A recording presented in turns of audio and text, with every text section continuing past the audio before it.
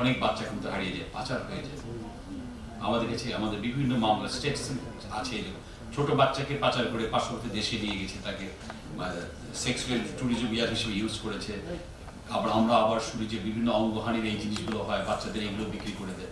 বিভিন্ন হসপিটাল থেকে বাচ্চা চুরি হয়ে যায়, ছিনতাই হয়ে যায়, তারপরে আপনার বাচ্চাদেরকে ইয়ে করে আপনার যে এটা কি বলে যে এরকম মানে পণ আদায় করা হয়, এরকম অনেক কিছু হয়।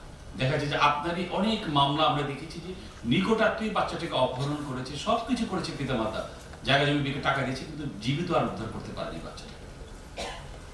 আমি নিজে আমার নিজের ইতিহাস থেকে বলে, আমি এসপি নারায়ণগঞ্জ ছিলাম, এরকম ছোট বাচ্চা, আমরা কয়েকদিন খুব ট্র্যাক করলাম, আমার বাচ্চাটাকে উদ্ধার করতে পারি। এইটি আমাকে এখনো কষ্ট দেয়।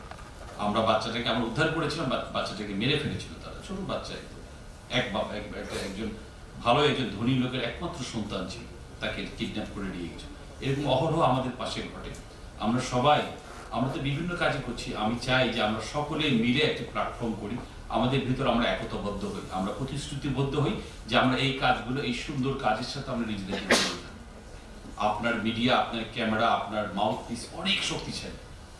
আপনার একটা কথা কিন্তু একদম সচেতনতা তৈরি করতে পারে, একটা বিশাল জনবলের মানে এলাকার মানুষজন কিন্তু একত্রিত করতে পারে অন্যায়ের বিরুদ্ধে না বলার জন্য, রুখে দাঁড়ানোর জন্য।